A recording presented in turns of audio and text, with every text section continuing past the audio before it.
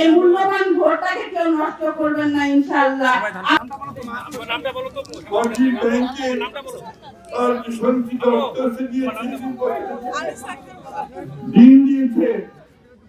আল্লাহ আমাদের সকলকে কবুল করেন, আর এই মেয়েটার এই আকুতিকে কবুল করেন, আমাদের মামুন সহ আমাদের চাকরি শহীদ আল্লাহ তাআলা তাদেরকে সাদাত দান করেন।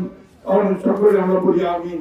মা বোন চাচা চাচিদেরকে সকলকেই আমি বলবো, এই ধানের শীষটা যে আছে 12 তারিখ পর্যন্ত আমরা সকলে পাহারা দিব ইনশাআল্লাহ। 12 তারিখের পরে এটার দায়িত্ব নেবেন আলমগীর স্যার এবং তারেক রহমান ইনশাআল্লাহ। অবশ্যই আপনারা সকলে এই ধানের শীষটাকে এই মূল্যবান ভোটটাকে কেউ নষ্ট করবেন না ইনশাআল্লাহ। আপনাদের কাছে অনুরোধ, আমার ভাই আল মামুন শহীদ উনি হয়েছেন, উনি কিন্তু বিএনপির জন্য অনেক কিছু করেছেন।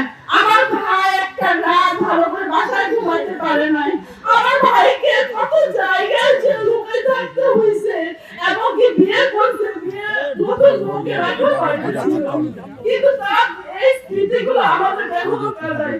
আপনাদের এই সন্তান, আপনাদের নাতি নাতি, কিন্তু তাকে তার জন্য হলো যে এই ধানের শীষটাকে জয় করবেন।